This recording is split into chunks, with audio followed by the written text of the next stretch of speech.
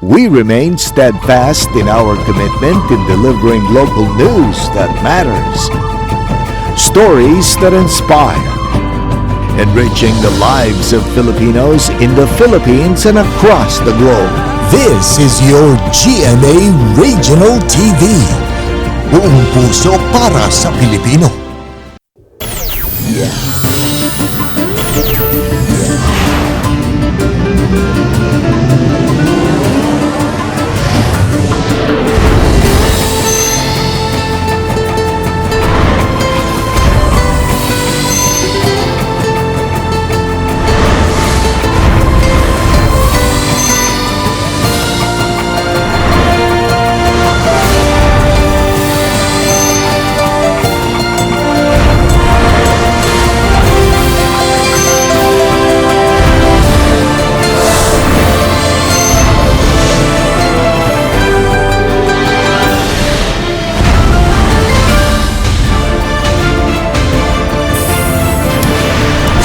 Kini ang GMA Regional TV Balitang Bisdak.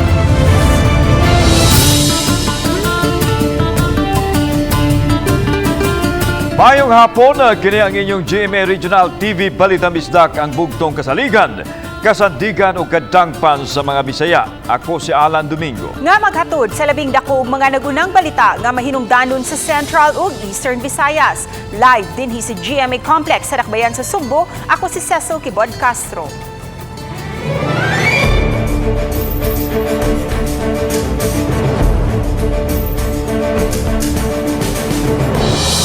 Duha ka semana sa dili pa piniliay 80% ng andam ang tunghaan sa Lapu-Lapu City. Samtang pipila sa mga tunghaan sa Olango Island, Dakbayan sa Lapu-Lapu, padayon pang nagpataod ug balik sa linya sa kuryente. Si Luan Merundina sa report. Usa ang Kauoy Elementary School sa Olango Island nga nahiagom og grabing kadaot atol sa bagyong Odette. Hinuod gipasabot sa principal nga may napilian na sila nga mga classroom nga wa maguba nga mamahimong gamitong mga clustered precincts. Apan ang supply sa kuryente niini ang wa pa mabalik. Ang tindahan ng good mom is napa na sila clearing galing nga 3 days. Sumop na nga giingnan mi sa tindahan nga by Tuesday ma-release na ang materials. So hopefully ma'am ugma amo na tong i-claim ang materials para nga amo na ni siyang ma-tap ang amuang kuryente ma'am. Samtang padayon pa usab nga gitrabaho ang atop sa 2-story school building diin mahimutang ang usa sa mga clustered precincts. Sa pagkakaroon 30% pa lang sa Building C diin nahimutang ang usa sa mga clustered precincts ang napaatupan og balik. Malaumon hinuon ang principal nga mahuman nila kini pagpatrabaho usa ka semana sa dili pa ang piniliay. Ang among gigamit pod karon nga kani designated namo nga clustered precinct ma'am naraman sa ubos ma'am.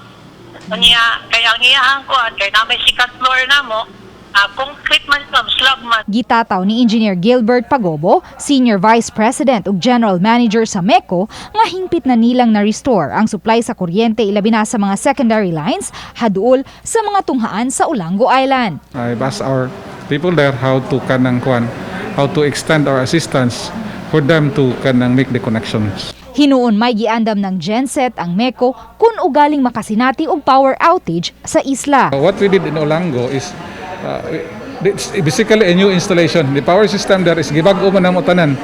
So with the lines, I don't see any issues unless God forbids na nasa laing bagyo nga kusog ay lang in town. So we would not have any issue on the power line. On the generators, again, there are 4 generators available. Sa mainland Lapu-Lapu City, 100% nang nabalik ang supply sa kuryente ug may contingency plan na usab nga giandam ang MECO alang sa piniliay. Sa kinatibukan, moabot sa 339 ang mga clustered precincts sa Lapu-Lapu City gikan sa 38 ka mga polling place. More or less ibutang nato na siguro mi sa mga 80% kay why because tomorrow we will have another meeting for our DESO and DESO support staff initiated by the COMELEC. So this will be at Luok National High School. So para ma-iron out good kung unsay mga concerns. Uban ni Marlon Melgazo, Luan Merondina, Balitang Bisdak. Closing Mass alang sa 500 years of Christianity o Grand Procession kagapong adlaw. Gidagsa sa mga magtutuo. Samtang hapsay ug malinawon ra ang dakong kalihukan nga gisalmutan sa libuan ka mga tawo. Ano yung report? Alas 11 gahapon sa buntag gisaulog ang closing mass sa Cebu Metropolitan Cathedral nga gihalad ni CBCP President Bishop Pablo Virgilio David uban sa kaobispuhan o kaparian. Siyang wali gibang himugatan niini ang misyon sa pagtuo. We must also humbly admit that we needed this Congress precisely because we have often misunderstood what mission is about. Many times in the past, we have tried to address the aspects of the celebration, namely formation, celebration, legacy. Mitambong nini ang Papal Nuncio to the Philippines, Most Reverend Charles Brown. For the gift of this year in which we've celebrated 500 years since the arrival of the gospel of Christ here in the Philippine Islands. Ato sa closing mass, gipahigan usab ang mission send-off ceremonies alang sa naglain-laing misyon nga ipadala sa naglain-laing dapit sa nasod ug sa gawas. Gisabungan usab sila og cross sa Papal Nuncio. Samtang sa pagkahapon, gipahigayon ang Grand Procession. Kini ang Grand Procession sa 500 years of Christianity nga itambungan sa pagduot sa mga magatotoo. Gikan sa provincial capital hangtod na ni siya sa Cebu Metropolitan Cathedral. Gitambungan ang prosesyon sa mga parokyano, alagad sa simbahan, mga lektor o kaparian, gikan sa nagkalain-laing mga parokya o kahugpungan usab sa simbahan sa Diocese of Cebu. Gibanabana sa mga otoridad nga maabot sa 10 ngadto sa 15,000 ka mga tao ang misalmot sa prosesyon. Malinaw na hinoon kini nga nahuman. Kauban si Clover Lumayag ug Rod Prado, ako si Alan Domingo. Balitang Bisdak. Upat ka mga tao sa dakbayan sa Karkar ang nasikop ning weekend. Duha kanila tungod sa pagpamaligya og gidiling drogas. Mubalor dulan sa 200,000 pesos sa gituhuang iligal nga drogas ang nasakmit sa gitumbok nga kawatan. Samtang ang ikaupat nga nasikop ang 20 anyos nga lalaki kinsa giingong nakaguba sa mubalor sa kapin 40,000 pesos sa property sa usa ka eco resort sa syudad. Giingong mipagawas sa iyang hugaw sa pool sa maong eco resort ang maong suspect.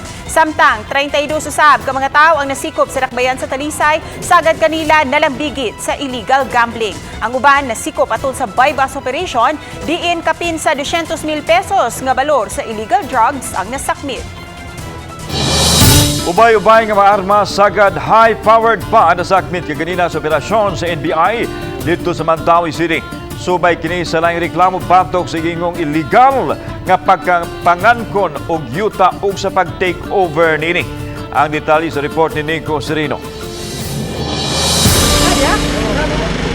Human sa taod-taod nga surveillance, nag-operate ang taga-National Bureau of Investigation nining bakanting luna sa barangay Umapad. Una niini, nakadawat og reklamo ang NBI sa giingong illegal nga pagpangangkon sa moabot 80 hektaryas nga yuta sa dapit. Usa sa mga tag-iya miasoy, wala sila'y nahimo, dihang usa ka gabi iniana ni atong 2020, kalit nga mi-take over ang armado nga mga gwardya. Wala sila'y kasayuran kinsa ang nagpailang tag-iya, kay bisan ang mga gwardya, walay nakuhang impormasyon. Nawala ako ng 700,000 a month.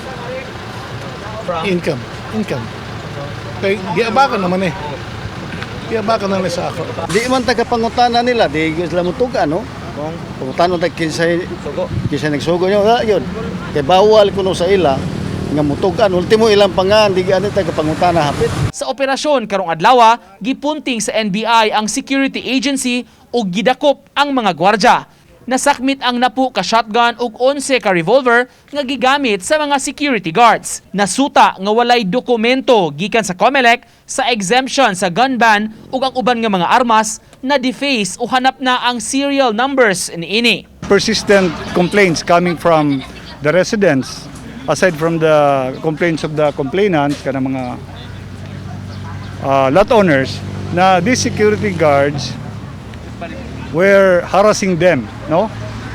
Dili sila pasud dun sa area, especially katong after the onslaught of Typhoon Odette. Gisuwayan unta sa GMA Regional TV Balitang Bisdak pagkuha sa habig sa security agency apan wa sila muluwat og pamahayag. Giimbestigahan sa NBI ang reklamo sa claim sa yuta, lakip na ang giingong pagbabag bisan sa mga sakyanan sa gobyerno sa kalsada sa dapit. Ang interior nga dan nga mula sa Barangay Upaw donated na sa mga tag-iya ngadto sa gobyerno. Undertaken by DPWH, no? Kay lusot man ni sa proposed Fort Bridge na buhaton. Dili gihapon sila pasudlon diri. Ang mga tao sa DPWH iharas nila diri. Kini mga security forces numbering 70. Uban ni Godfrey Relien, Nico Sereno. Balitang Bisdak.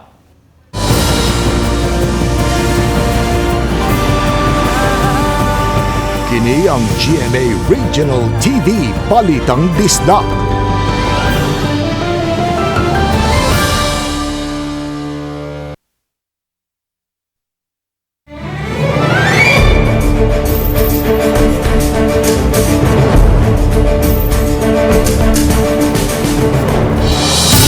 Gisusi sa Cebu Provincial Police Office ang mga voting places sa dakbayan sa Talisay aron masayran ang kaandam nini.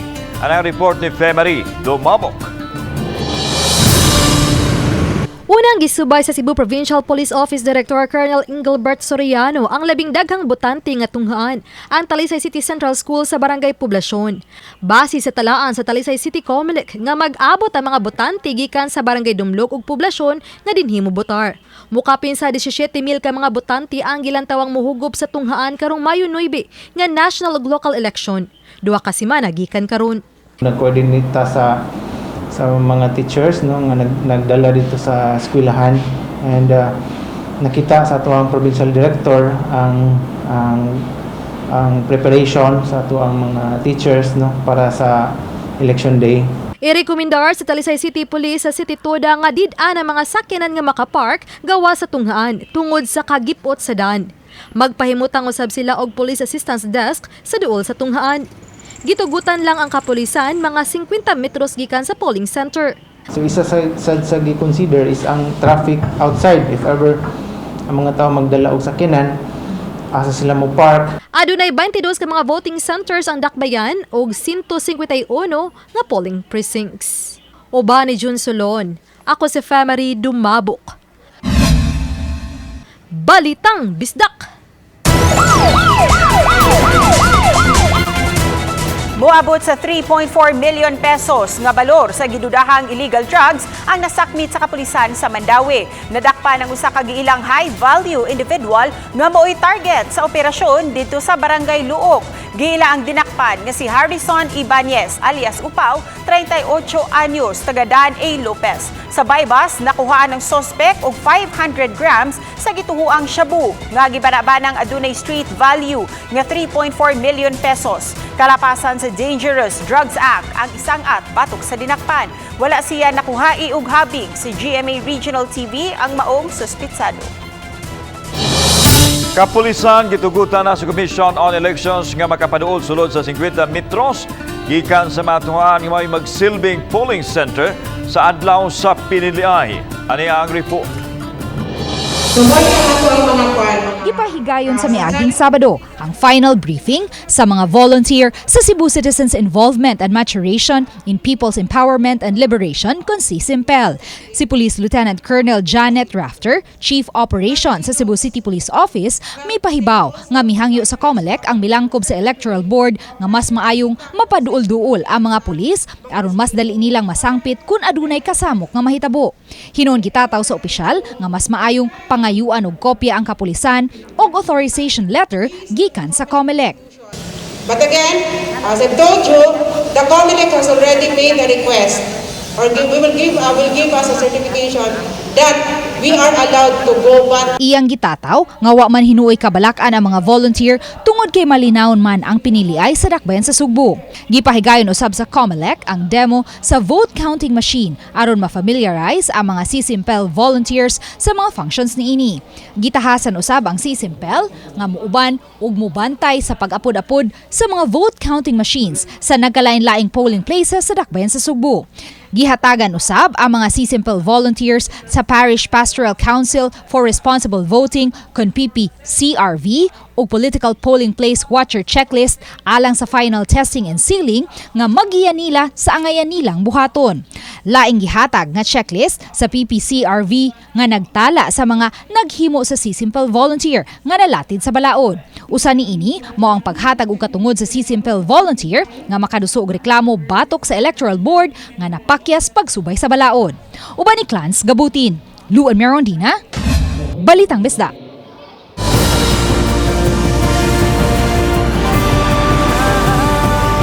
Kini ang GMA Regional TV Balitang Bisda.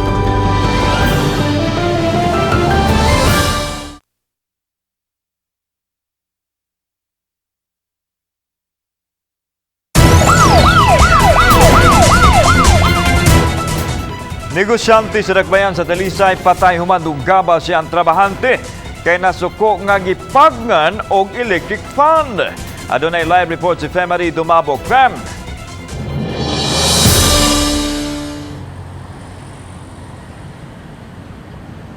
Yes, Alan, patay diha dayo ng negosyante human kini nakaang kunog daghang sama dinong gaban. Samtang nitahan daw sab dayo ng responsable sa krimen ngadto sa Talisay City Police Station.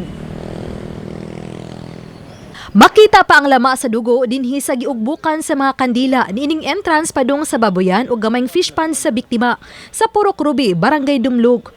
Dinhi nahagba si Numeriano Lastimosa Jr. o mas na ilang Boss Jing, 54 anyos, samtang nagtaop ang 24 pulgada nga pinuti sa lawas sa biktima. Patay na kining naabtan sa mga pulis. Samdan ang biktima siyang liog, tiyan og sa ubang bahin sa iyang lawas. Nahitabo ang krimen pasado alas 10 gahapon sa buntag. Samtang gitumbok nga suspect sa krimen si G. Ivan Urbano, 37 anyos, trabahante ra usab sa biktima. I-surrender ni diri sa station after niya na patay through stabbing ang iyang amo. Ang palangan ni isang iyaha is personal grudge. Gisaysay sa silingan nga nagkalalis ang duha pipila ka semana na ang nilabay. Human gingong papawaon na ang suspect og pabayron sa namatay nga mga isda nga gipabantayan. Gingong wa sweldohi ang suspect sud na sa unom ka buwan ug gani sa silingan na lang siya magkaunan. Nilali sila yung paggawaso na to siya kan Alvin nga paggawaso na siya gawas paggawaso na siya ingon Alvin ang anong gawas man ko apam ko nila sa huli upong ko nila sildo wala gito siya sa listahan sa mga drug list nga among gipasurinder nga kuan wala to siya. Mga kuan kons kaning bisyo dito mo inom sad. Among siya kan kay wa may record sa barangay silang duha. Sa iyang pagtahan sa Talisay City Police, gisaysay ni Urbano ang hinungdan nganong napuno na siya ug na mapugyang iyang kalagot batok kang Lastimosa. Human na kasi natin og grabing kainit kay gipagnan og electric fan din hiniining iyang payag. Ipawang ko niya sa kurinti. Mao ginakitaan ako, siya ni ibot. Padung pagigawas niya sige sa dagan. Siya aktor, siya sakto na bin. Wah sakto, imo ko ngingon wa ko sa nimo. Agos lang ako nako siya, buhi ko man. Anto naabot di sa gawas siya sige ko. So tulo ra. Dus lang ko.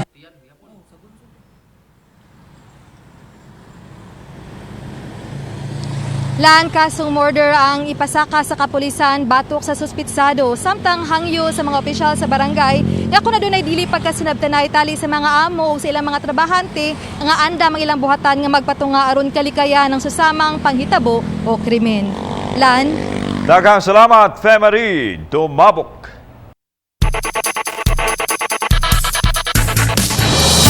University of Perpetual Health System Delta ug Arellano University Chiefs midaog sa tagsa-tagsa nila ka mga kaatbang sa nagpadayong National Collegiate Athletic Association kun NCAA. Ano ang report ni Nico Sereno? Midaog ang University of Perpetual Health System Delta batok sa Lyceum of the Philippines University niadtong Domingo sa score nga 72-69. 22 points, 5 rebounds ug usa ka assist ang nahatod ni Kim Aurin. Mapasalamaton si Aurin sa iyang mga teammates nga sila si Jello Razon ug Joey Barcuma sa tinabangay aron makabot ang gitinguhang kadaugan. Matud sa Delta head coach Mike Sagigit, dakong tabang ang efforts labi na sa senior players nga nagdala sa ilang kadaugan. Samtang sa score nga 70-55, malampuson sab ang Arellano University Chiefs batok sa EAC Generals sa game kagahapon. Ang kadaugan nakapabuhi sa play-in hopes sa grupo nining season 97. Sa team standing, nagpabilin ang 4-way tie sa upat ka mga teams nga 3 wins, 4 losses sa Arellano, San Sebastian, Perpetual ug EAC. Nang hawd sa duwa si Justin Arana nga dunay 21 points, 18 rebounds ug 3 blocks. Nagpasalamat si Arellano head coach Cholo Martin sa tibuok team, labi na sa tulo nila ka mga players nga matud pa mi-step up sa ilang do or die game sa tournament. Naglakip niini si Arana, Jello Sablan ug Jordan Santa Maria. Human sa elimination round, ang mga teams nga naa sa rank 3rd hangtod sa 6th place musalmot sa play-in games aron makakuha og slot sa Final Four. Ang kinatibuk-ang aksyon sa NCAA Season 97 makita sa GTV ug atangan ang kulbahinam nga mga duwa tungod kay kita stronger together, buo ang puso. Nico Sereno, Balitang Bisdak. Suspect sa pagpanulis o pagdunggab sa usa ka taxi driver nadakpan sa kapulisan. Ang suspect nilang si Aldwin Cudera, 35 anyos, din sa nadakpan sa barangay Mambaling. Human niya tulisa ang biktimang taxi driver dito sa Neville Hills, Lahog niadtong Abril 14. May nalangkay naluwas ang biktima human madalas tambalanan. Samtang ikinagdang pasikan og kasong robbery with frustrated homicide ang suspitsado.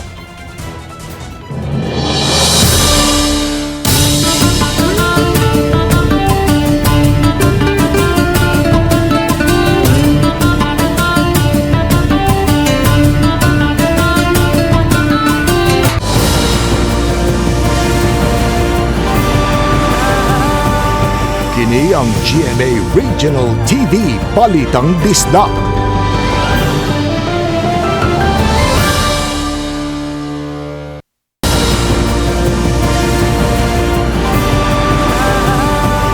Kini ang GMA Regional TV Balitang Bisdak. Lapu-Lapu City Police, Comelec Lapu-Lapu Navforsen og Philippine Air Force nagtigom alang sa seguridad nga ipatuman atol sa pagpakatap sa mga vote counting machines ug ubang eleksyon paraphernalia karong Mayo 5. Sa schedule, gidagtang mahatod ang vote counting machines sa mainland Lapu-Lapu karong Mayo 5, samtang sa Mayo 8 ang alang sa matuhan sa Olango Island, Pangan-an, Kaubian ug Kauhagan. Atol sa City Joint Security Control Center meeting, naisgutan usab ang pagpada og 30 ka mga personnel sa Lapu-Lapu City Police sa lalawigan sa Bohol ug Siquijor isip augmentation force atol sa Piniliay. Gipaniguro hinoon ni Police Major Judith Besas nga dili ra mapiktuhan ang seguridad sa mga polling place atol sa Piniliay kay may igo pang gidaghanon ang mga PNP personnel.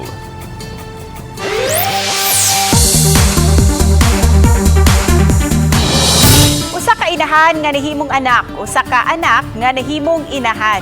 Dinhi naglibot ang maanindot kayong istorya sa bagong kapuso primetime series nga Racing Mamay. Ang dramang makapatandog sa kasing-kasing, gibidahan sa multi-talented kapuso actress and comedy queen nga si Ai de las Alas. Nagpasalamat si Ai sa lahi niyang karakter sa mga nakalabay nga gibidahan. Unang papel pa kuno niya kini nga bata nga nanay. Kauban ni Ai nga mupakita sa maanindot nga mga drama ang bag-ong afternoon prime drama princess nga si Shane Sava.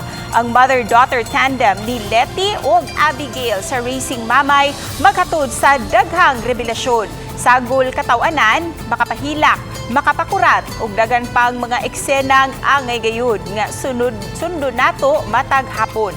Kini kay powerhouse cast ang Racing Mamay sa mga aktor ug mga aktres. Busa mga kapuso, ayaw gayud niyo si Piata ang pagtan-aw sa Racing Mamay nga nagsugod na kaganiha pagkahuman gayud dayon sa Prima Donna.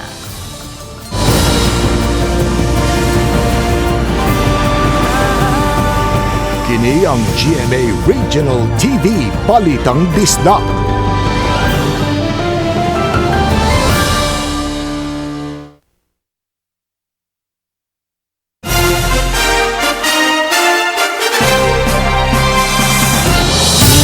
Mga biktima sa landslide o flash flood sa Baybay City, Leyte noon sa bagyong Agaton, nakadawat ang mga cooking sets gikan sa BJMP Cebu City Male Dormitory kagahapon.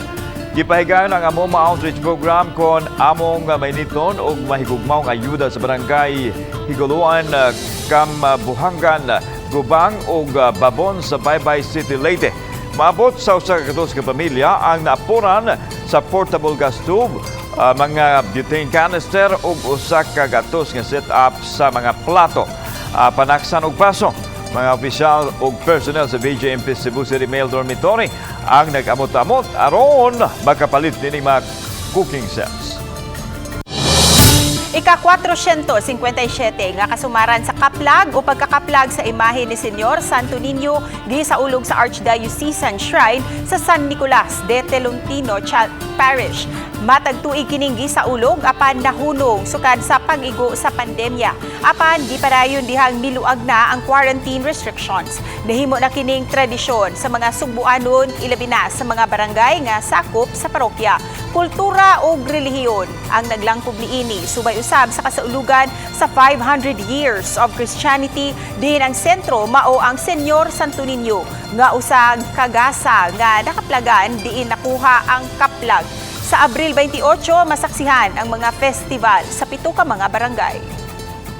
Ang pagkakaplag sa Santo Niño nga gigasa sa unang bunyag.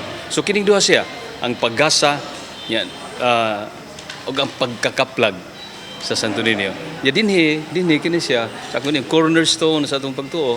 Maintain lang gyapon nato atong protocols.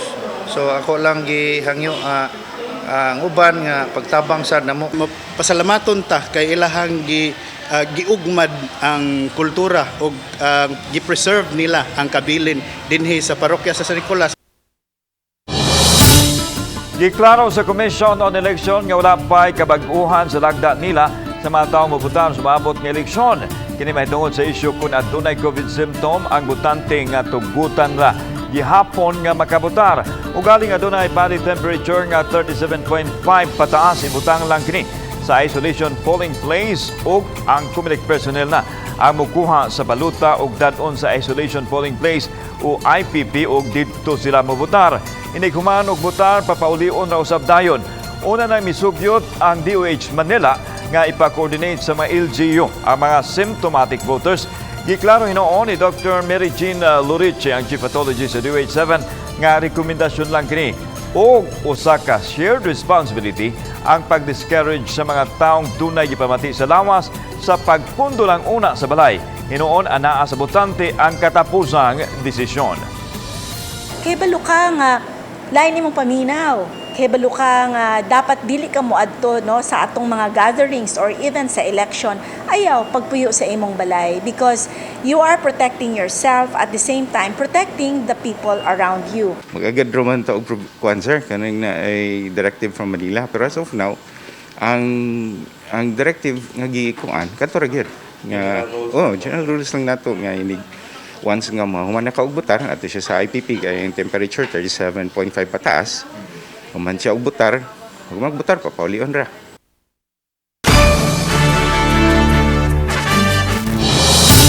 Gayon papildi ang mga Cebuana beauties kung paindigay na ang hisgutan. Ning buwan na lang, gikoronahan si Melanie Giliamak, isip second runner-up sa Miss Bikini Philippines 2021. Si Melanie tinunan sa Velas College sa kursong BS Biology ug lumad nga taga-isla sa Bantayan. Biulagway niyang dakong tabang ang iyang mga nakatunan sa kursong biology sa iyang kadaugan. Aminado siyang nahimong dakong hagit kaniya ang pagsalmot sa maong paindigay kay matud niya labing una kining higayon sa iyang pagsalmot nga usa pa gayud ka national pageant. Awhag ni Melanie nga kinahanglan nga magbinantayon ang tanan sa tagsatag sa kapanglawas pinagi sa pagkaon sa mga sustansyadong pagkaon uban sa ehersisyo. Si Melanie mapasalamaton sa iyang mga taga-suporta, ilabi na sa iyang pamilya. Mga taga-bantayan as in, salamat kayo mga bantayan at salamat sa inyong pagsuporta sa akon. Sukad na pag-start na akon. Inyong yun ako supportahan pag-ayo. Salamat kayo sa inyo. And sa mga Cebuano, sa akong mga friends, college friends, high school friends, senior high school friends, salamat kayo. kini atong latest weather update April 25, 2022. Ang Intertropical Convergence Zone or ITZZ kini ang panagtagpo ng duha ka hangin gikan sa northern ug southern hemisphere ang nakaapekto sa may southern Mindanao, samtang easterlies or init na hangin gikan sa dagat Pasipiko ang padayon nakaapekto sa ubang bahin sa nasod. Ang weather condition sa may Central Visayas, kasama ang Western Visayas, Palawan, Kalayaan Islands, ug ang Occidental Mindoro, makasinati generally fair weather o init na panahon, gawas ini na mga patak-patak na mga pag-uwan ug kini mga localized na mga pagpanugdog og kilat. Samtang Eastern Visayas, makasinati sila madag-umon na kalangitan ug naay katag-katag na mga pag-uwan ug kini mga pagpanugdog og kilat. Padayon ta mag-monitor sa magi-issue ng mga thunderstorm o rainfall advisories. Para sa atong mga dugang detalye, bisitaha to mga official social media accounts. Kini si Jomar Clarino gikan diri sa DOST Pag-asa Mactan. Maayong adlaw ug keep safe everyone. Salamat sa mga kapuso nato apil na sa gawas sa nasod nga nakisayon sa matagko ug mga nag-unang balita sa rehiyon ug gikan dinhi sa Central ug Eastern Visayas. Ako si Alan Domingo. Ang inyong balita, ang among balita kay matag lokal nga balita mahinungdanon. Kini ang inyong GMA Regional TV Balitang Bista. Buong puso para sa Pilipino. Ako si Cecil Kibod Castro ug mayong hapon mga kapuso.